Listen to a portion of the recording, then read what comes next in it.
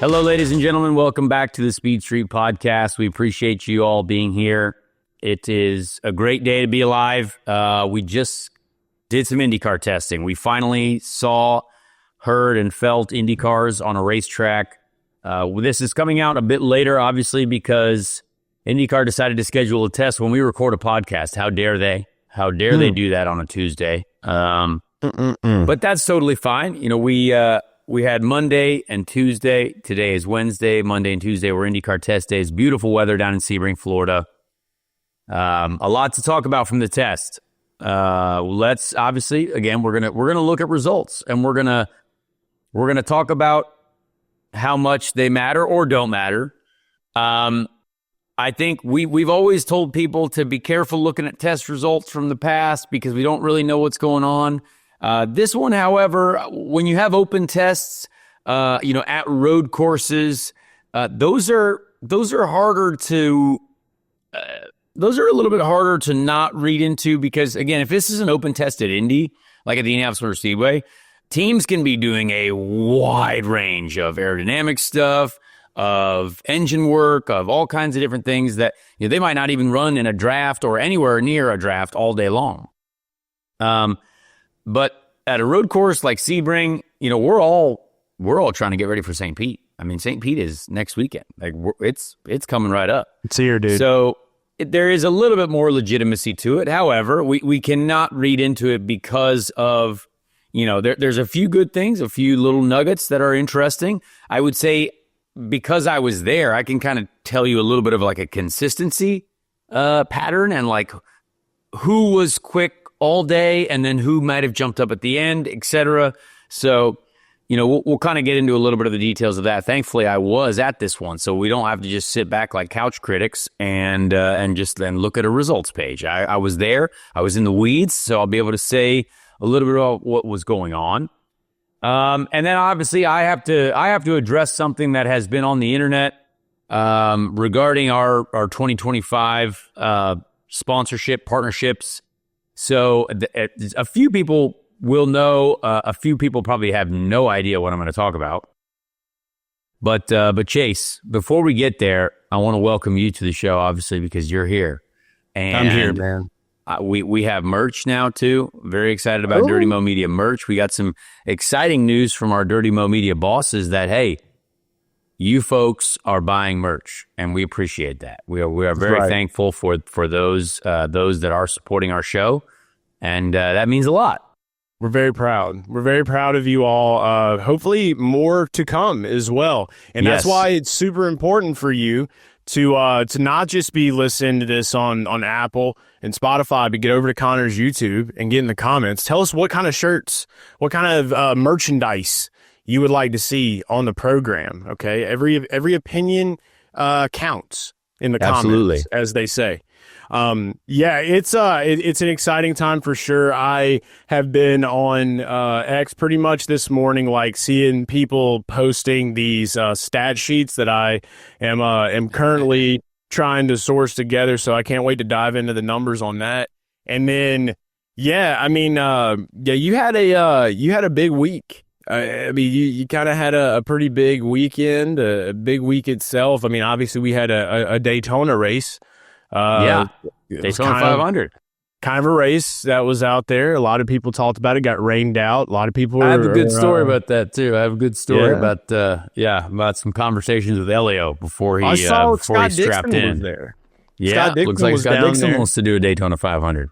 Yep, Joseph Newgarden, Scotty Daytona. That's what I called him while he was in Daytona. That was pretty much it. It'd be cool to see Iceman get out there and do it. But yeah, Helio, he got out there. Like, look, it's just stuff we've been talking about for over a year. More race car drivers doing race car driver things across the board. Like that's what we want to see. So it's always great to just kind of kick that off, and we stirred the pot a little bit with the I saw NASCAR had put the mecca of motorsport with the Daytona track. Yeah, I just felt like that was fun. You know, it's all in good fun. I know the great men and women over there at the NASCAR socials, so it's all good. Absolutely, yeah. Daytona 500. I definitely want to briefly chat about that because I have a fun story about Elio too. So no guests this week because we just have a lot to talk about. And we were busy on the racetrack. So I know every driver is either resting today or doing something else or traveling. So it's just going to be us talking about the news and talk about what's going on. But this is a very, very important episode because we're setting up for this is the week before race week. So that's fun. We enjoy that. But updated the board. Open wheel thrill season is back. Open wheel thrill season, exactly. So let's get into a little bit of this discussion that I just have to address because there was a comment that I said, and so this Polkadot deal to kind of explain it in short terms. Our deal last year for the Indy 500, right? And a lot of people really actually probably don't have a full grasp about how it's not just sponsorship anymore. Like no one goes and sells, hey, you know what would look really cool is your company on the side of our car. That's not how it works. Yeah. No one is selling that anymore because that's dead. This is not 1985. Like you have to build a program. You have to build a media package around it. You have to build a business to business package around it. How is this company, how is this group of people going to physically benefit from this partnership? I don't even call it sponsorship anymore. It's a partnership because you are working together with them. They are working together with you. Exactly. The reason why you see companies like Worldwide Express and NASCAR, that's a shipping company. They got shipping business. If they get more shipping business, then they continue to stay in NASCAR.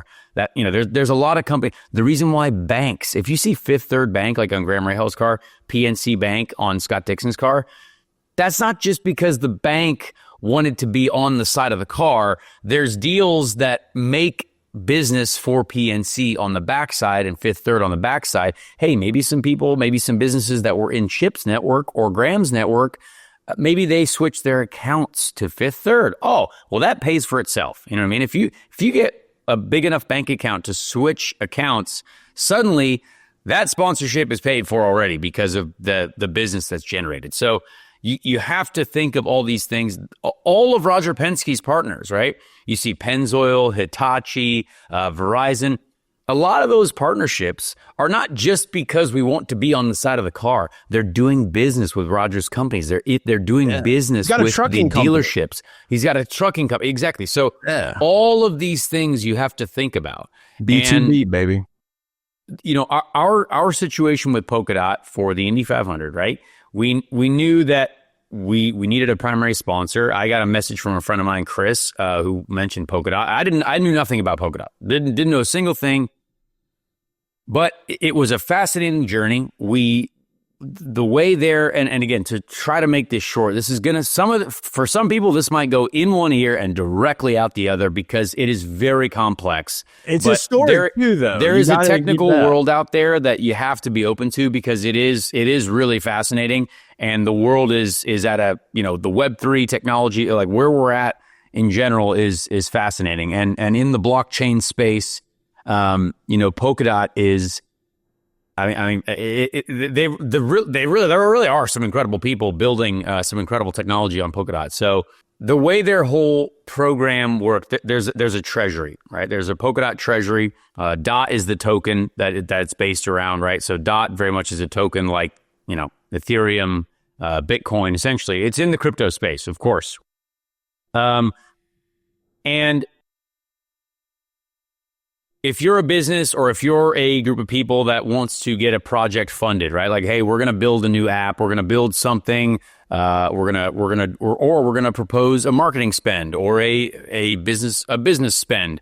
You submit a proposal to the treasury and it's voted upon by members of the community who own DOT. You have to own DOT to vote on this. You could own one DOT, you could own 100 billion DOT.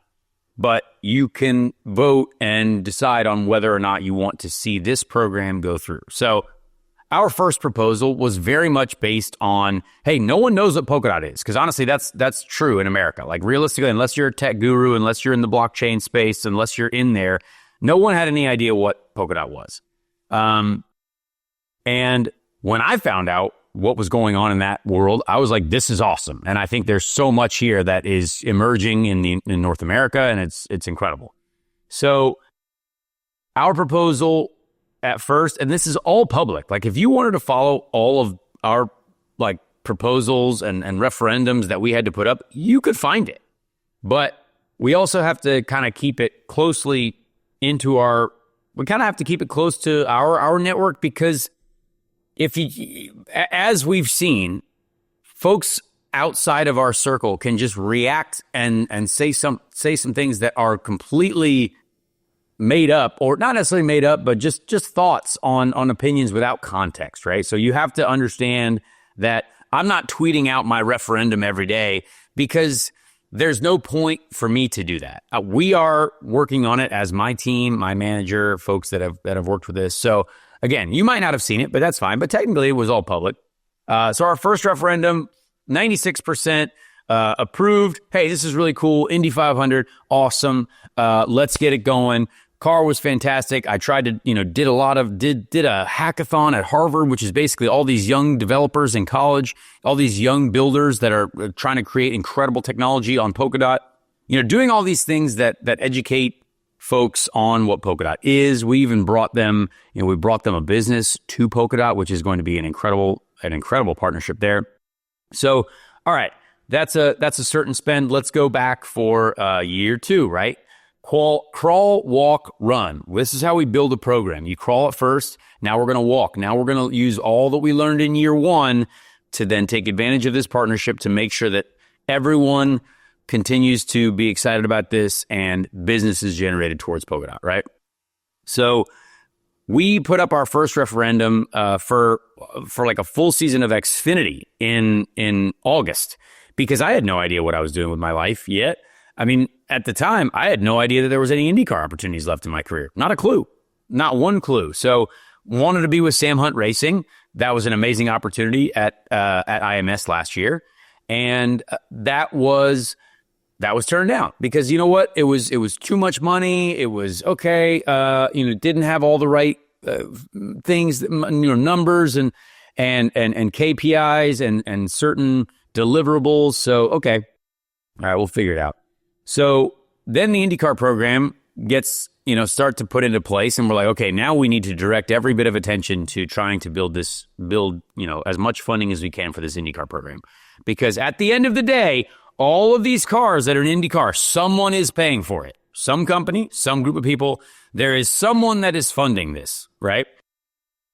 And without that, it becomes very difficult to drive a race car. So again, trying to keep this not too long, but we put up a referendum, let's say over the winter, over Christmas time, and we really started to get into the details of the community. Okay, if we're going to spend, $3+ million, which is what it was over $3 million deal, which is, again, not even close to a full budget of IndyCar, but it's certainly a very helpful piece.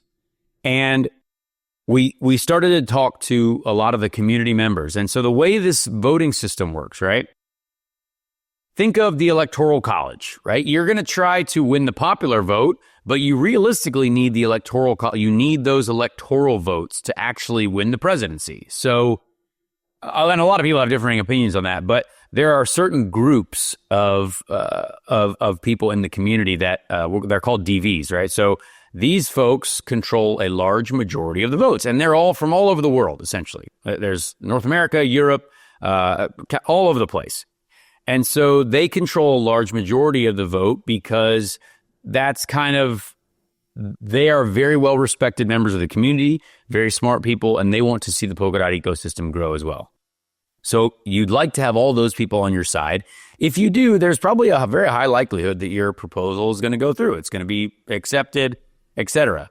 Now, you can still vote as just a regular person, like my mom or you, Chase. Anyone could go, and if they own DOT, you can still vote.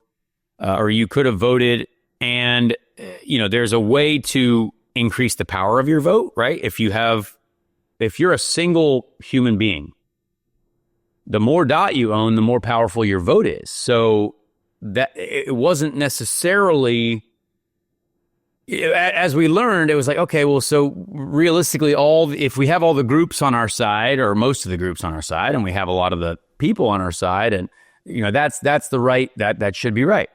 So we developed a great referendum after getting one, again, a second one turned down in January, which was very late already. We had one that was turned down, but it started going the right way towards the end. We were like, okay, we're building in the right returns on the investment of the Polkadot community. We are building business relationships.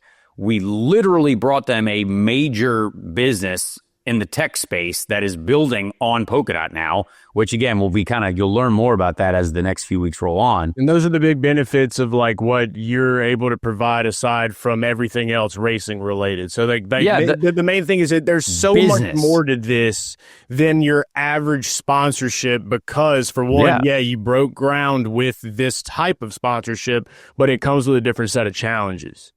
Exactly. Like the bonuses of our program, the fun part is, hey, we've got an incredible car in, the Indy 500 and several races during the year. It was 8 race proposal overall. And that should be the bonus. All the business work that you're doing on the backside of it, on the side of it, should be the reason why it pays for itself, which again, we were told that there were certain things that if we were able to deliver on that, then this is a no-brainer. And so we built those things in, already took the program to a level to where we were already accomplishing some of our goals before the referendum even passed. We've already got Polkadot business, and our referendum got denied eventually, which is insane. But I wanted to explain this because, again, this might have confused a ton of people, but the way it worked is our third proposal that we put up, which was not too long ago. This is a 28-day voting period that happened. So about a month ago, we put up a referendum that we were like, hey, this is what everyone told us we should have in it. All the community members that we felt were that we know are very respected, very smart all around the world. People who didn't even know what IndyCar was, but they were like, hey, if you get us this type of business, that's how it works. Like that's a no-brainer. So we built this together, myself and my manager, and we had some great people on our team as well who were basically just trying to deliver the message to folks that just didn't know, right? A lot of people just don't know the benefits of IndyCar racing. A lot of people don't know the reason why businesses are in motorsport, right? Yes, it looks cool. No one cares that it looks cool. No one cares at all that the car looks cool. I mean, it's just a fun thing, fans right? that kind of care. The fans do, but businesses do not. They do not. Like they want cool die-cast maybe, that's but fair. Realistically, if you can prove that business is coming to them, that's the biggest thing. ROI. Like, you die with the ROI. You know what I mean? Yeah. So, we were able to provide goals that were, perfectly attainable, that are already being achieved. That generate transactions on Polkadot, that generate the business that they were looking for. So we're getting into the referendum. Every day we wake up and the vote changes, right? You're like, okay, votes are coming in. Here we go. We got up to 96% aye. You're either aye, nay, or abstain. And we're like, okay, so now we did our jobs. Everyone's everyone's on the same page, the community. There's always going to be people who refuse to understand it and are on the nay side, of course. We understand that. That's how voting works. But when we got about 20 days into this program, or 19 days, so we're coming down to the wire here. We're at 96%, but we're also getting close to St. Pete. And St. Pete was supposed to be a Polkadot sponsored race, Polkadot partnership race. We built an event that was supposed to happen on Saturday night with a lot of incredible, very smart people who would be, very important to welcome into the Polkadot community. All these things were already in place because, again, at 96% aye, you're like, okay, everything's looking fine. Now, you can change your vote. Like, you are able to change your vote in the process. But, once they're in, normally that's what happens. So at the very last second, all of a sudden we wake like 3 days left. If that 3 days left, we wake up to a notice that 38 million USD, like 17 million dot, had been voted against us. And we're like, well, who is this? Like, what happened? And we tried to figure it out, and then this person then basically lobbied other people, or one other person who had an insane amount of money to put into this, basically to shift it into, we had 96% then it went down to 72%, and I'm in maximum. I'm trying to call every single person I know who has any money, who's like, hey, the money that you put up to vote for this, you get it right back. No one's losing money. You have to put your money in escrow, essentially, to vote, and then it comes right back out when it's all decided on. Now, again, everyone's like, oh, that's probably a scam. It's not. It's just technology. Like, that's just how it works. This is a legitimate system. So what's his reason? Like this guy that is basically, he's essentially like what most people would probably see as like a board member. A whale. No, he's just a whale. Yeah, well, yeah, he's a whale, but somebody in a big position of power, obviously. So yes. what could, is there anything that surfaced that like why is he against this? Why is he against? I'm getting to that. So I know this has been a long story, but when we've started to do all this, every time someone votes no against us, we're like, hey, we'd love to just talk to you, because that's how communication works. That's how business works. It's like, okay, if you're not for this, well, let's talk about it, and maybe we can figure out why or what you don't understand about it. Compromise. Maybe, and that's helpful. Some compromise. What do you want to see out of it? Because again, the treasury, the Polkadot treasury is like 350 million USD, right? So about $3.5 million out of that treasury is not a lot. So we're not talking about you're fighting for $3.5 million and there's only 8. You know what I mean? So it's a bit of a strange scenario. And we were not able to get in touch with this guy who ended up, his name is Mark. Of course. If you see my Twitter responses, you'll know who it is. Mark. And with less than 10 hours to go in our referendum, where like at the end of the day, if you get below 50%, you're at the end of 28 days, you're just dead. You would have to resubmit it again, and it would take another month to go through. Everyone has to revote. Mark decides to talk to us, and he did not read at all what was in our proposal. A lot of people that don't understand racing are just like, well, why do we just need a car going around the track? We don't get that. It's like, that's literally not what this is. So much of a deeper thing built here. We built a program around this that is generating business for Polkadot. But a lot of times, and this is tough, right?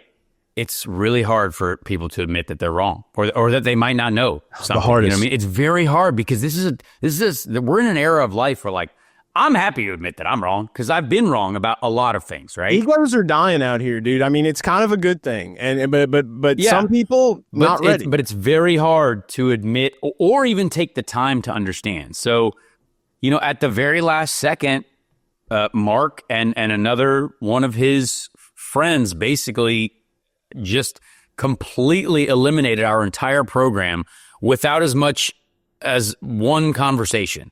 And it was very, very difficult to understand. And every Thursday I show up, me and my manager show up to the Crusamarian, which is a great YouTube channel. They do a ton of work with Polkadot. And we talk about, they talk about every week the referendums that are up, the proposals that are up. So, and this video has always been public. So we showed up the day after our referendum dies, and we have to explain like what happened. Because a lot of there are so many great people in this Polkadot community, so many people that we learned from, so many people that voted for us, that were on our side, that were very excited for this proposal. Really smart dudes and women that are yes, trying to do amazing things right now. Absolutely. And certainly in North America, because there's a big push right now in that space, the blockchain's crypto space. So, I wanted to thank these folks, and in this video, there's a comment. Now, I know it's taken me 20 minutes to get here, but I wanted to explain fully for just steady wins any the race. Type of understanding. But I said in that video that I would probably lose my ride because we didn't have this deal. Now, there's a lot of context behind that statement that you have to understand. A lot of the times we say things emotionally, and it's like, is that a possibility? I mean, anything's a possibility. I didn't think I'd lose my ride at any point, but it's always happened. It could happen to anyone. It wakes you up to a different level. The word probably is, we should probably look more into that. That's not, I am going to lose my ride, right? Right. I am signed with Juncos Hollinger Racing for the season. That's what is happening. I think when rumor sites run with something like that without knowing any context behind it, I'm a little bit sad about that, but fair. I mean, completely fair. It's publicly on the internet. It's a story about IndyCar. Yeah. We know how important a financial element is to this deal, but when I wake up every day, I'm an IndyCar driver for Juncos Hollinger Racing, and I want to be as successful as possible. But this program, and we do have some sponsorship for this year. Like we do have another partner that we will announce pretty soon, probably before St. Pete, for some races. But the way I always try to explain it to people is, the more funding you come with, the more secure your ride is, the more secure your job is, the less reasons there are to make a substitution. So I think I want to make sure to tell everyone that I am confidently showing up to St. Pete. I'm confidently showing up every day to JHR to be a race car driver. I wish I didn't have to focus as much on the funding side, but we are also very focused on that too. So to clear up all of that stuff, this was a very detrimental blow to the just our excitement for everything, because it was such a great program, but very thankful that we got to go and talk to so many people in the Polkadot ecosystem, learn so much about what's coming to the world in the tech space and the blockchain space. And what that could have brought to IndyCar too in return. Yeah. Like super that's proud the of other that. thing. I wanted to ask you, what was it that maybe this guy wanted the funding that was being allocated to your race program? Like, did he come out and say like what it was that he wanted to spend that money on that was different from that? Well, no, because it's not his money to spend. Like, there's literally no reason other than to not let us get it. Yeah, he just has a say. They have a say, and they just didn't want us to get it. And so there's no other solution. I don't know. That's the most confusing thing about it, is we've tried to understand, but that's that's a side project. He refuses to understand what's going on, and I have a tough time trying to explain this, fairly, but I just want to say for the majority of the people that we won over, we had 260 A votes to 110 nay votes, right? There you go. But again, the more, some of the nay votes were, worth $80 million. So it's tough to fight against that. Crazy. But just thankful for the Polkadot community that was for it. I mean, a lot of people have seen on the internet again, and they're throwing tweets out at Polkadot. This is not on Polkadot. This is very much a system that just I feel like might need a little bit of work in the future.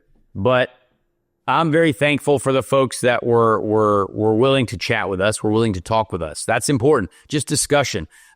Conversation is very mature. Let's understand each other's businesses. We had to understand so much about Polkadot, and then a lot of those folks had to understand a lot about the benefits of motorsport and how much IndyCar is growing. They loved it. And a lot of people did that.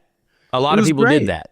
Yeah. So thankful for that. But again, I wanted to make sure that, while we're going to St. Pete, we just tested at Sebring. We were really freaking fast, and we're going to go. I live life. I know now in racing to live life one day at a time, because I have no clue what's going to happen the next day. And my life has been weird. If you've been following me for a long time, you know that my career has been an absolute, it's honestly absurd. But I'm still very lucky to be here. And, if the only thing that I will say is if you know anyone who could potentially, we're not talking about $10,000 sponsors. We're talking about we would be very interested in folks that want to talk business with us and talk partnerships in the IndyCar series, because we certainly would like to welcome some new partners into the series. Yeah. But yeah, as of now, I want to clear this up. Like I am contracted to drive for the Juncos Hollinger Racing Team for the season. That is the contract I signed. There you go. There's no other. Is there some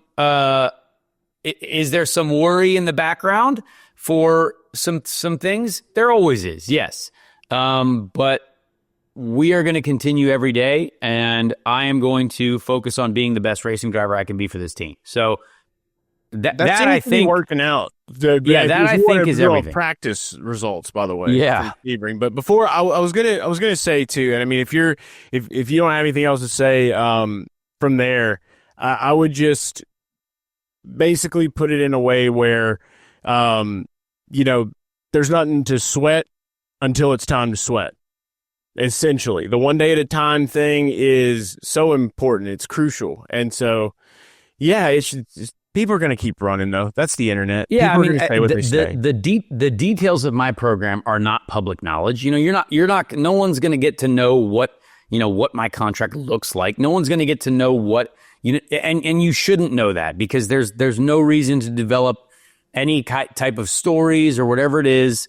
About the details of what needs to be done to get into a certain place, of security. But I'm contracted to the team, and what goes on beyond that is business, and we need to do business. We're going to do some more business, and I am going to do, the best results I can get. Also secure your ride more. And that helps too, big time. Yeah, so we are still we are hitting the ground every day trying to build this program, and there will be folks that do see how exciting IndyCar is, how much business there is to be done in our paddock, and how much you can get out of our sport. So we're gonna keep the faith in that, and super thankful for the experience in the Polkadot ecosystem. I don't know if it's over, but I certainly know right now it's a bit of a it's a bit of a strange situation, because if there's just one person against us, then how can anything ever go through? So we'll see. We'll see. Maybe we can build something new with Polkadot in the future. It's not we're not dead, but certainly at the moment just have to rethink how it all goes. We just got back from Sebring, so I appreciate you all. Even if anyone listened to that rant about what was going on, I appreciate it. It just helps add context. Maybe some of it's helpful, maybe it's not. But just know that, hey, we're here until we're here. We're here. So I had a great time down at Sebring. Sebring was great weather. Let's talk a little bit about how this test was laid out. So 27 cars on the short track at Sebring, they don't fit. So you have to split it into groups, basically like qualifying groups, right? So we split the field in half, like a qualifying session would be in IndyCar. So each day you had a group that ran in the morning, and then a group that ran in the afternoon. And then the group that ran in the afternoon ran in the morning of the next day. And obviously the group that ran in the morning ran in the afternoon of day two. So it was perfect weather. At the morning of day one, my teammate Stingray Rob was in the car, and Stingray was very fast in the morning. Very, very good pace. It gave me some encouraging thoughts about, hey, we got a good package here to start Sebring, and it was just an interesting couple days. Let's read through results first before we get any further, because again, results, well, they don't matter, but they are fun to look at. So let's go to the day one results, and I'm going to read it session by session, because I think it's probably better to do that, and then you can read the combined results for the day. The way IndyCar put it out not IndyCar, but the way a lot of folks put it out at the end of the 2 days, having all 4 sessions combined into one sheet. I have no idea why that's relevant. That's big data. You're putting 2 separate days of times on one sheet. Like, there's so much. Imagine if it rained on one day and then someone didn't get to run day one. Like, I don't understand that. I'm more okay with, like, okay, let's do overall speeds from day one, overall speeds from day two. Even afternoon to morning, the track changes, speeds change. So everything. Yeah. matters. Yeah. So I didn't really understand that, but let's go through these results. So in test session 1 of day 1, it was Paddock, Palou, Lundgaard. Stingray Robb was 4th. Teammate Stingray. Great pace from him right out the gate. Marcus Armstrong, Kyle Kirkwood, David Malukas, Scott McLaughlin, Louis Foster, Christian Rasmussen, Marcus Ericsson, Graham Rahal, Rinus VeeKay, Robert Schwartzman. And so in the afternoon, you'll notice that Marcus Armstrong also did this session. So Felix Rosenqvist was sick or something. We were told he wasn't, just sick is what I heard. I didn't get to talk to him, but Marcus got to run the entire first day. So I think a little bit of us were upset that he got to do both sessions because he got in Felix's car for the afternoon session, which inherently means that you're going to go faster than the rest of us if you have more track time. So Marcus Armstrong was quickest in the afternoon session. I was second quickest. That was me. And then I was 2/10 clear of the rest of the field, which is Will Power, Colton Herta, Callum Ilott, Santino Ferrucci, Jacob Abel, good day for him, Joseph Newgarden, Devlin DeFrancesco, Nolan Siegel, Kippen Simpson, Alex Rossi, Scott Dixon. Scott Dixon, I believe, blew an engine as soon as he went out of the pits. 2 laps something there. Total. That's crazy. I feel for Scott. And then Scott, it sucks. Scott also had a crash on day 2, so tough start for Scott. I definitely feel for him on that. So on the overall time sheets from day 1, which I think this is a little bit more accurate to read because I'm not going to read you can read the all 4 combined, but it's a completely separate day. What does it tell us? Yeah. But even still, so Pato, Marcus, Armstrong, Alex Palou, me, 4th overall, Lundgaard, Stingray Robb, Will Power, Marcus Armstrong again, Colton Herta, Callum Ilott, Kyle Kirkwood, Santino, Jacob, Abel, David Malukas, Joseph Newgarden, Scott McLaughlin, down the list a little bit there, Louis Foster, Christian Rasmussen, Marcus Ericsson, Graham Rahal, Devlin DeFrancesco, Nolan Siegel, Rinus VeeKay, Robert Schwartzman, Kippen Simpson, Alex Rossi down there. That was wild. And then Scott Dixon. So day 1. Day 1 was a lot of fun, honestly. A lot of great work from our team. We had a lot of great progression. I know Alex Rossi was pitted right behind me. The reason why he was so far down, I think, in day 1 is because they had a lot of technical issues, some things that I won't speak for them, but don't read into that. That's the one I will say. Don't read into that too much. Alex definitely had quite a lot of technical gremlins that they were trying to get through. So, no reason to read too deeply into that. There's a lot of folks on Monday too, from what I saw. I saw even Yunkos, they were tweeting about like they didn't even have like live time and they were having issues with that. So they publicly put that out there. So it's like I don't know what was going on. That wasn't a technical problem with the car. I mean, there was no timing because there's something Sebring there. Yeah, Sebring has the internet of like 1976 or something like that. And bump. And bump. Not a lot of connectivity in the Sebring short course, But yeah, so Rossi had some technical issues there. Felix obviously was out sick. But, I would say the most interesting things from day 1 was Joseph Newgarden being a little bit further down there. Scott McLaughlin, same as well. I would say Marcus Ericsson, kind of a bit of a shift, a little bit of a shuffle of names. But the way it works is you have 5 sets of tires for your running. So you could run 3 on day 1, start with fresh tires day 2, and then run another 2 sets, or run 2 and then 3 on the next one. But you basically you have more time than tires. But Stingray, I would say, is the biggest day 1 excitement. I mean, he was definitely pumped about that. He definitely did some good laps. But let's move on to day 2 because I think it's important to it's definitely important to read these days separately. I'm not going to combine them. I think that's silly.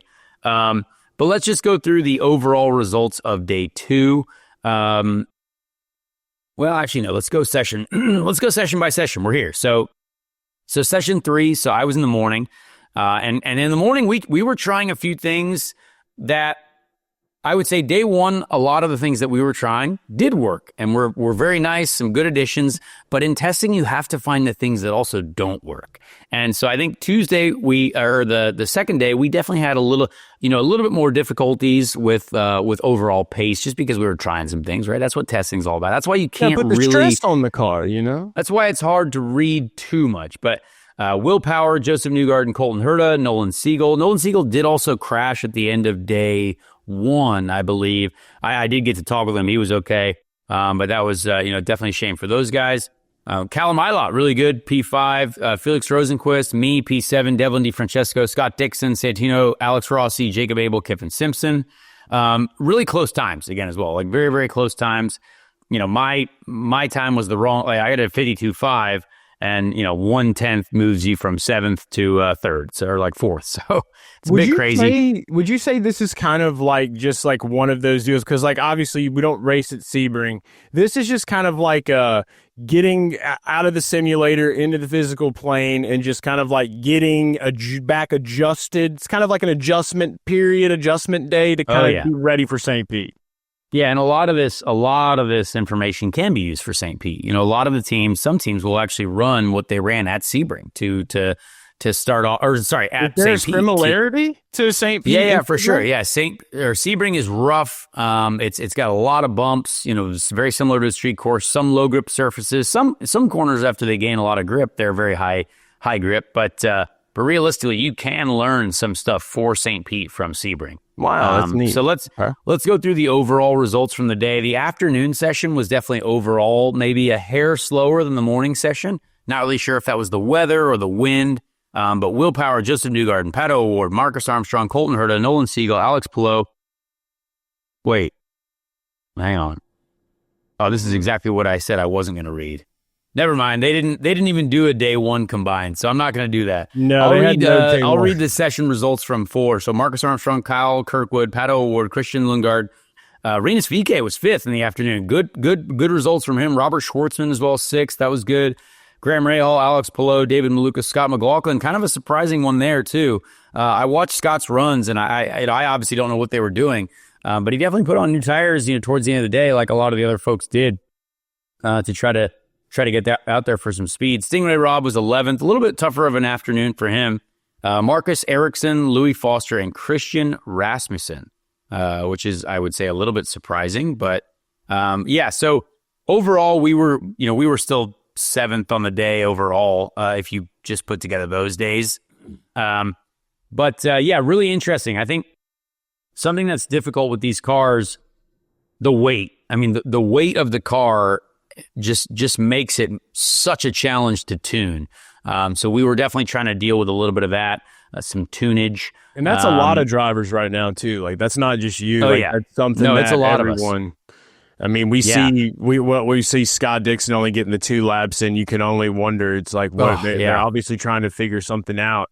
Or it could be bad luck too. Poor guy. That's rough. You never want to see that for a guy of his caliber. But I will say that obviously the practice times maybe are fun to look at for fans. I mean, it can. Yeah. Obviously, we know now Sebring has some type of similarity with St. Pete, so that's good to know because that kind of leans in a little more while we're there, and it kind of does put a little bit more weight, maybe a little bit of weight on the practice results. But aside from that, like I feel like a lot of the data that a lot of people want to know, what were the vibes like? Did you get to talk to any guys you haven't talked to in a while? What were their thoughts on the off season, on all of the Fox marketing? Like who's hype?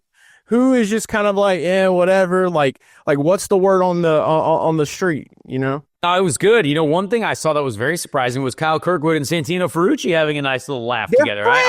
I literally walked out of the bathroom and I saw them laughing together. And I said, wait a second, are you guys friends? Dude, and then they walked away from each other. So I don't know. Maybe that was the biggest surprise that I saw. He told me when I interviewed him, he told me straight up. He was like, "Yeah, we're friends," and I'm like, "What? Like, how is that real? How is that possible?" And so it's great. It was very funny now that they're just big chilling. I don't know if they're friends, but it was certainly it was a funny moment that according to Santino, they're friends. Well, let's get the other side of the source here too as well. Yeah. But your favorite driver is Santino, so I understand that. It's my favorite driver now. He definitely has the NASCAR world's attention. I'll say that much. So he's all right. Well, that's interesting. If they pull him in, all it took was our boss man Dale Jr. All it took him was to kind of say his name on the show. Talented driver. Talented driver. Talented driver. Looking at it, but okay. So we got Kirkwood and Santino. What else we got going on? Yeah, honestly, the funny thing is you don't actually get to talk to many people because when we only get half a day, you're in the car from 9 a.m. to 12:30. Like we don't get. I got out once to go to the bathroom, so there's really not a lot of chatter. And then when you're done with that, you go to the engineering office, you figure some things out, and so there's really not a ton of chats. But talked to Louis Foster a little bit. He was on our show. He said they were just working through things, getting into the system. I thought Kevin Simpson's car looked cool. He was pitted in front of me in the pit lane. I thought his car looked cool. I did like Kevin Simpson's car. Did he save it the pump this year? Is he saving it the pump? I don't know. I'm not sure. I didn't get to talk to Kevin, but his car looked cool. So shout out. It's got cha-ching on the back wing. So all I saw all day, both days, was cha-ching. And that's all I could see. Yeah, he got that new car now, dude. Yeah, he's all about it, dude. He said he's going to roll up to that in St. Pete. Yeah, I would say, so some of the biggest, I would say some of the most interesting things for me was overall, Rinus VeeKay on day 2, very fast. And good to see that team kind of jumping in there. And I know Jacob Abel, shout out Jacob Abel, by the way. He gave me a ride home last night because I didn't have a car at the airport. I flew to LA like a week ago and great guy. Ubered so I could, didn't have to spend money paying for parking. And then Jacob Abel gave me a ride home. So shout out Jacob Abel. Yeah, they gave me a shirt too, by the way. I wear it all the time. Shout out to the Abel Motorsports. There you go. Gang. Yeah. Was kind of pumped for that team. They look good. I would say so the ECR cars, I got to give them credit. They look really cool. I think the 2 ECR cars look really awesome. They're really good looking. I know no one expected me to say anything great about that group over there. Great looking cars. I gotta say, it's a great time this year. It was awesome. Like it is. However, I would say they were. Now, if we're not going to read into it, but not that fast. But they look cool. So again, I'm sure they're going to be up there. They got a lot of money invested into that team, cool looking cars, so that's got to equal speed, I assume. Splendid but I would speed. say it was sort of surprising to see them a little bit down the list. But I think Sebring is a tough one because I think when you run a set of new tires at a certain time, you might have an extra 1/10 or 2/10 just because of the temperature. And if you run your tires just a little bit too late, it doesn't matter if you have the best balance, the best car in the history of the world, you will never go that fast. You'll never go as fast as maybe 10 degrees earlier or 10 minutes earlier. So, sometimes you just got to pay attention to that. But it was really fun to be on track, man. I mean, and it's just all the bumps and bruises getting back in the car. I got like a burn on my leg from my new seat that we got to, sort out how the leg, moves around in there. And, left hand, a little blistered almost. Those thighs, you got to be ready. Really sore today, but feeling good. But I would say some of the mistakes, Nolan Siegel with a crash, Felix being sick. I was very sick. That sucks, man. Hated to see that for him. And I don't know if you look at the results, Chase, was there anything else that kind of stuck out to you? Or was there anything that you thought was worth a little note, a mental note potentially? Well, I mean, I like to look at. I mean, obviously, I'm a vibes guy. I like stats. You know, I'm familiar with Excel spreadsheets. I know they're important. So I've come around to it, but I'm kind of still leaning in that same place you are. It's like, but now that I know that there are similarities. I mean, it definitely feels like it kind of makes it a little more important. And I think that that's something that, just being honest with, when I'm looking at the numbers, obviously for you in test session 2, you're right there in second. You had a total of 64 laps. I mean, I think you probably ran the most in that session. So it's just like the track time, how long you're staying out there. I feel like there's just so many little things you can find within the numbers. But as far as like anything like really popping out, like I'm gonna wait for St. Pete and see what we did the second most laps overall. We did the second most laps, so we were definitely trying to do it in the whole total. So I know you too. You're just happy to be in a car. Dude. I just wanted to get in there and do laps. Like even at the end of the day, at the end of the second day, we had kind of got to the end of our long run, end of our test program. And we had like 6 laps left of fuel in the car. And they were like, oh, well, we can be done. Like, I think we're all right. And I was like, honestly, just let me run it out. Like, I need to get the body. I need to get the body, as destroyed as it possibly can be. Need to get as much information. And when, we even got to try something that we didn't think of trying for those last 6 laps. But you always take the chance to drive. I feel like it was just nice to get out there. Man. I think some of the Penske car, I would say Scott McLaughlin was the biggest surprise for me. I think at no point was he really at the sharp end. And I will never discount that group. But when you look at those 2 days combined and you see Scott McLaughlin at 24th overall, which again, I hate doing the 2 days combined. I think that's completely irrelevant. But according to the fastest times of the 2 days, that was surprising. And David Malukas. Like David Malukas down there as well. A lot of people have a lot of high expectations for David Malukas. I mean, everyone says he's going to be a Penske driver at some point. So, big year for him. I just thought there were a couple little nuggets in there that were interesting. Callum Ilott, still fast. Right. That's a guarantee. You don't ever want to think that guys will like just kind of go out and like maybe just not push it 100%. Like you don't ever want to think that, but I don't know why you wouldn't do that. I guess there is something to maybe sandbagging, and I just don't think you can do it in the modern era of IndyCar because unless you're at Indy, you could sandbag all month long until qualifying. That's easy to do.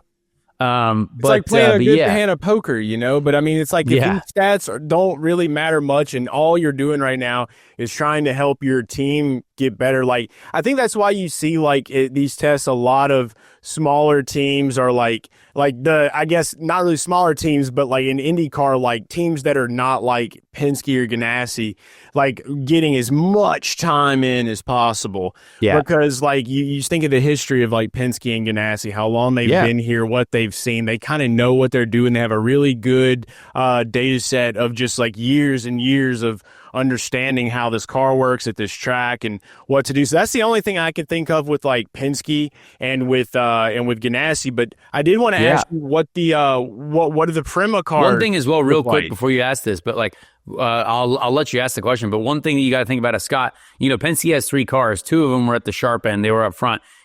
Maybe Scott was the guy in charge of running heavy fuel all day. I don't know. Maybe he had heavy fuel, which I don't really understand.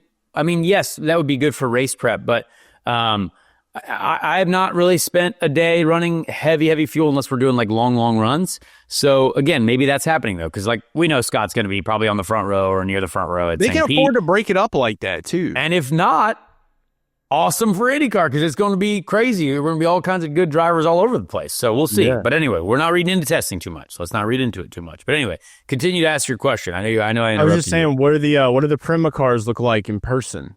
They look cool. Yeah, Prema's got a great operation. They got like brand new trucks. They got a lot of good people over there too. I noticed some of the mechanics I've worked with before. One of my mechanics, one of my chief mechanics from ECR was over there. Some folks from kind of all over the paddock have ended up there. Great people over there. So they definitely looked the part. They absolutely looked the part, which is part of it. Yeah, it's very going to much be part of it. interesting. I'm ready to get to St. Pete, man, in 2 weeks and just be back in the element like you. I mean, I know how exciting it is for you and for the fans this year. It's just a really good feeling right now all around. I feel like that vibe is kind of like shared with IndyCar for the first time in a very long time. So can't wait for it. And we saw, one thing that was cool. Everyone had to reveal their paint schemes because you showed up at the racetrack finally. So you had Meyer Shank paint schemes. The Meyer Shank paint schemes look really good. I forget who else. Like all of a sudden AJ just Foyt's revealed cars. AJ Foyt's schemes. They got darts, dudes. Yeah, I mean, again, no sponsor on David Malukas' car. Interesting. I think I know. I think we know who is supporting that, but his YouTube channel. I'm a big fan of David Malukas. I think he is well looked at by the Penske organization for a good reason. So David is, when you're a driver like David, you're going to get supported, right? It doesn't matter who it is, where it's coming from. A talent like that, you're going to get supported. So good for him. And follow his YouTube channel too, by the way. Get on his YouTube channel. He's got some good stuff over there. Dude's wild. Like that guy. Yeah, great stuff over there. And yeah, I like the Meyer Shank cars. That's better. I like Kevin Simpson's car. That was a cool one. And the ECR car is very cool. But yeah, that's really it from the test. There wasn't a ton of other little nuggets other than, using the electric reverse is wild. We tried the electric or the hybrid reverse system, which is kind of interesting. It should hopefully help us if you have a bit of an issue. Not a but Prius it's wild to just clutch in, neutral button, and then just press reverse and just fully release the clutch. You don't need a clutch at all. You just fully release it and just press the gas. It's just like a golf cart. Yeah. I was about to ask you, did you feel cool. Like you were does it feel like you're in the future when you do that? It felt like I was in the future. Yeah. I was just moving backwards with no engine revs, just straight up hybrid power. So that was, They had a freaking electric. They had the electric Chevy Blazer pace the field at Daytona now. Like that had to be very weird. If I was that car, I'd have been scared because you're quiet and then you're around all this loud, gas powered, just heavy American metal. Yeah. So let's. So to finish up our IndyCar talk, St. Pete's going to be next week. I think next week we're going to do a power ranking. So we're going to do. Chase and I are going to do 1 through 27, where we believe each driver is on a power scale, right? Who we live for. Best to worst. So there's going to be a lot of differing opinions on this. I don't know how we do it, but I love seeing when NFL teams are rated like this, right? That's kind of funny, like the power rankings. We'll build one of those grids. I've already wrote it down in notebook. I'm going to do one of those up, yeah. And I don't know who we're going to have on the show yet next week, but we'll figure it out. Whether it's maybe we have Doug Bowles on. Some people have said Doug Bowles is the new president of IndyCar. Well, that's kind of cool for Doug. But yeah, maybe that we'll see. But yeah, Daytona 500 talk real quick. I wanted to tell a story. I told you earlier I'd come back to it before we get to the Ricky Treadway random driver of the week. So I wanted to send out a text to Elio because obviously Elio Castroneves was competing in his first Daytona 500, and he was doing the ARCA race as well, which wasn't really a race as we all saw. Shout out Butterbean. Shout out Butterbean, yeah, the winner. But I sent a text to Elio. I was like, "Hey man, have a great time. It's a crazy experience. This is something that you will definitely learn a lot from and hopefully enjoy." And Elio calls me from, I guess the ARCA practice or qualifying got rained out or something. And so he calls me. He's like, "Hey man, I'm sitting in the ARCA car." I'm like, "All right." It's like, "Yeah, we're getting rained out." So he's sitting in the ARCA car while the rain cover's on, and we're talking. He's like, "Hey man, he's kind of asking me what I thought of the duels, and I told him, I was like, "Well, you probably don't really need to ask me much." But I gave him some of the experience that I had with the race. I said, "Hey man, you're going to want to get to the top side very quickly because that side carries a lot of momentum early on for sure." Yeah. And he said, "Oh yeah, I've never done a stock car pit stop." I said, "Oh, well, that'll be fun for you. He's like, it was just funny to talk about the pit speed limit. He's like, I can't believe we just have to look at these rev lights. I'm like, yeah, I know. It's really hard. And it was just great to talk to Elio. Honestly, for me as a fan of motorsport, to get a call from a 4-time Indy 500 champion to ask me something about, my advice for Daytona, which is a race that I was, barely participating in because of the situation that we were in. But I did happen to learn a lot in those first. I did happen to learn a lot in those first 30 laps. And it was funny, after the duel, sadly, he was involved in a wreck there. He got wrecked after the checkered flag in the ARC race, which is the most absurd thing I've ever seen. That ARC race was embarrassing, honestly. I mean, some cool moments. Cletus McFarlane, shout out Cletus for getting in the ARC race. Ripping like a bald eagle around the track. Like a bald eagle. If you haven't seen that interview, you gotta watch that one. But I got a text after the duel, and Elio was like, hey, man, you were right. That top side was going. I said, I know. I said, you got to get up there. And so when we watched the start of the Daytona 500 too, I was with some of his crew guys. I was like, I told him, go to the top. Like, you just got to go to the top. And he started dead last. He went right to the top. He said, you can get out there, keep going. But again, too much bad luck for Elio. That was really tough. Really no fault of his own, honestly. He was just doing his thing, and hated to see that for him. And hated to see that for us as an open wheel racing community, but cool to see him do it. It was fun to get to watch and tune in for our guy. Elio is a great guy, a great representative for our sport. But the end of that race, I listened to Denny Hamlin's podcast, Actions Detrimental. Very good, really interesting podcast. Very honest opinions from Denny. And I agree with him. I mean, it's having been a part of that race in some way and seen the activities on the last few laps. I mean, it is very much, you'd like to see a way where there is, a little bit more class, a little bit more. Yeah, like a little bit more. Like, I know what Denny means. Like, you want to be able to drive your way to the front and make a smart choice and drive to the lead. But, some of the blocks that are thrown, I actually talked to a couple different guys about this after the race. I mean, there could have been 20 different crashes in those last 10 laps, and somehow they made it through. And I do believe he is right about Austin Cindric. If you look at Austin Cindric and some of those guys that don't throw the crazy blocks, they're still smart enough to get up there. They're still smart enough to stay there and understand that you have to get off of 4. So again, I hate, like, if a wreck happens off of 4 or coming to the checkered, I get it. But seeing a wreck happen out of 2, I'm like, I don't really, what's the point of doing that? Then you definitely have no chance. You know what I mean? So you used the word luck a little bit ago. So, I mean, that was a word that Denny definitely doesn't like to use. No, trust me, I get it. I mean, obviously I had my own personal interest in that race, but I didn't even watch the finish, dude. As soon as C. Bell got turned, dude, I just slung the remote. Wife turned on Yellow Jackets. That was it. Yeah. That's funny. Yeah, I mean, I enjoy watching the race. Like, we had all of the IndyCar crew members and my engineers, everyone. We're eating dinner at Sebring, right? We're getting ready for our first test day. We're all having dinner at the hotel, and so the race is on. And as soon as there's a crash in the last couple laps, everyone's like, whoa, all together, because we're all watching we know there's going to be a crash. That's the vibe, and like Daytona Talladega. You live for the lows. Yeah, I don't. Maybe that is sustainable because we are in an era where we need to see entertainment. We need to see something crazy. You know what I mean? Yeah, we'll save the race. But as a driver, I can see where, like, Denny is such a good driver. Like, he is a good, skilled driver. Yeah. And Denny wants to be able to use his skills to win a race. And when he is, again, making a pretty smart move there at the end and just gets driven into and just walloped, I mean, I would be upset about that too.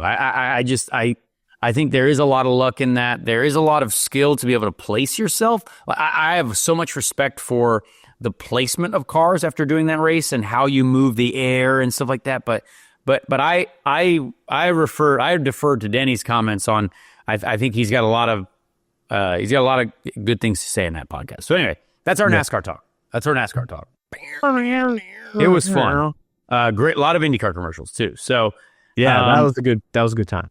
Yeah, so that's all I had. I appreciate you folks listening to this one. This is just an update about, really my life, the test. A lot of great things at the test, a lot of things to be excited about in the IndyCar world. Gosh, it was good to see race cars again. Smell them, feel them, touch them, look at them. The content have looked coffee great on the way to the track.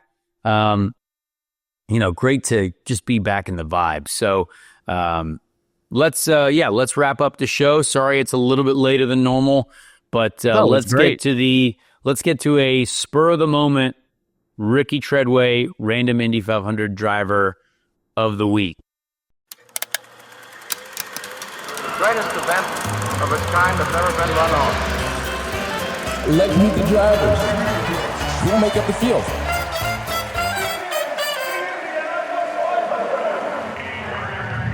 Chase, let's give me a year. Let's find it on the run right now. I'd like you to pick a year, and we're gonna find a driver from that year. I wanna say 1967. All right, 1967 Indy 500, won by Mario Andretti. I already knew that. Or no, sorry, AJ Foyt. 60. Yeah. Mario was 69. 69, dude. The summer of 69. Yeah, great song. AJ Foyt won in 61 as well. Yeah. Anyway. Yeah, I tried to do 67 because I was like, not the year of Mario. I was like, as long as it's not the year of Mario, we're good. I saw 60 and I was like, oh, that was my mistake. The 60s we haven't tiptoed around in. I don't feel like I personally have tiptoed in. Yeah, we've got a lot from these this era, but I'm sure we can find a good one. Let's see here. There's a couple that we've used before. I'm nervous about the day when we run out of years and drivers. Like, what are we like? Are we gonna have to do that's gonna take a long interdimensional time. Cable style? That's gonna take if we somehow get to the end of 108 years of IndyCar drivers, we've had a good run on this podcast, dude. What would that look like? You know what I mean? Like, what would that show we would be like? Very old. All right, I'm gonna. This is a live checking of the list of our drivers. If you're listening right now, just enjoy brief silences and mouse clicks, keyboard strokes, some ASMR. Oh, we already used that one. Darn it. Okay, hang on. Let me get a little. Bobby, we're gonna need you to maybe search for this, but I think I might. Nope, use that one too. I've almost used like everyone in this. This the race. 60s maybe a little too. Okay, wait. I see technology text messages on my computer right now. Yeah. Now, right. Bobby, producer Bobby sending us messages. I think we've used a lot. Let's hang on. This has been great. I hope you're guys. shouting. This is how this really works. This is how this really works. As we try to find historical drivers, the more we get, oh my gosh. Someone just screamed in their office listening to this on headphones, and I hope your boss didn't hear you. You probably said a name of a driver trying to tell us, and we appreciate it. It's coming, though. It's going to be served up to us very soon, no matter where you are. I hope you're enjoying this nice... All right, I think I found one. Okay, I found one now. Found one. Ricky Treadway. All right, random. Hang on. So I'm going to go with a driver that finished really well this year. Okay. And Bobby, please feel free to correct me live as we're doing this, but in the year of our Lord, 67. The fourth place finisher in the 1967 Indy 500 was Dennis Holm. Ooh. Dennis Holm. And his car name and entrant was the city of Daytona Beach. No. Which is kind of wild. Like? Denny Holm. Have we used Denny Holm at any point, Bobby? Please send me a text to let me know. But a New Zealander, so just like Scott Dixon, essentially. Okay, Kiwi man. And this is a new one for us. Bobby has let me know. A New Zealand racing driver who competed in Formula One from 1965 to 74, nicknamed The Bear. Ooh. Awesome. This guy's The Bear. That's cool. Okay. Bert Kreischer. I don't know why, but Holm won the Formula One World Drivers' Championship. Okay, he's a Formula One World Championship. You know, okay, hang on. I know this name. This guy's I know this name. Now it's not random anymore. He won the Formula One World Championship. I'm about to say there's shout more out than Denny one Holm. Dennis Holm also came over to do the Indy 5. I, of course, know this name, but for me, it was random when I saw it.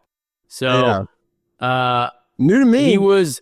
This is kind of cool. I don't know if you're reading this on the Wikipedia, Chase, but born and raised in the South Island, Holm was the son of Clive Holm, who was a World War II sniper and a Victoria Cross recipient. This guy's awesome. Good vision. Wow.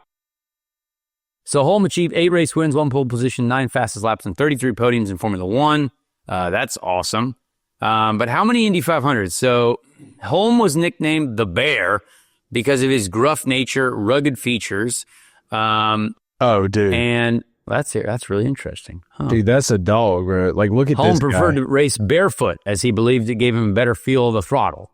Okay, so he had no feeling in his feet, essentially. All right. All nerves That's wild. burnt, dude. Nerves are burnt. Yeah. Yeah. So how many Indy 5? I can't believe people are going to get real mad at me for saying this is a random Indy 500 driver of the week. His name has one N. It's very strange to read.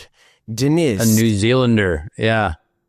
Denny works. How many Indy 500s? There it is. Okay. So he had 4 Indy 500s, 1967, 68, 69, and 71. Finished fourth, 18th, and 17th. So that's cool. Dennis Holm. This guy obviously has an incredible history, and all New Zealanders should be angry with me for not immediately knowing this name. But as soon as I read into it, I was like, wait, I know who this is. So shout out to the New Zealanders. Shout out to Dennis Clive Holm, or maybe Holme. Holm. I think it's Holm. I think, definitely Holm. You'd have to fact check this, but it looks like he passed away racing at the highest level. Is some comment on Facebook I'm reading here from some random person. Well, that's how the internet works. So that's good. Yep. All right. Well, I know this episode had some interesting things in it, so we appreciate you. If you want to throw some comments up again, try not to dive too deep into the whole Polkadot situation. Like, it's, it's tough, but there's no need to make any, like, I've said my public statements. We're going racing. We're looking for partnerships still to be a part of this program because we want to strengthen it. But yeah, we're racing drivers. I'm in, and we're going to continue to strengthen this program as much as we can. And if you have folks that need to be involved in an IndyCar program and want to see the return that they can get from it, then please have them contact me. Anyway, everyone's in the same boat. We're all trying to find sponsors. But thank you. Please subscribe to the channel if you haven't already. Check us out next week. A lot of power rankings. IndyCar power rankings are coming. We're going to be real honest about every single driver, 1 to 27. Tell us what kind of merch you want in the comments. Get in there. Yeah, we got some merch. Please buy some merch if you haven't already. Dirty Mo Media's website. Very, very cool stuff. When it comes to my racing merch, honestly, with this whole Polkadot thing, I have no idea what's going to happen now. So maybe we'll have merch at some point, but we got to figure out what we want to do the merch around. So we'll see. Oh, yeah. But the shop Indy has some merch. So, yeah. The Doug Bowles President tee. I saw that recently. Yeah, the Doug Bowles President t-shirt was very good as well. Kind of a good shirt. All right, folks. Well, we appreciate you. We're going to try to get this up as quick as we can. And race week is next week, so get excited. And we'll see you next week on Speed Street before the very first IndyCar race of the season.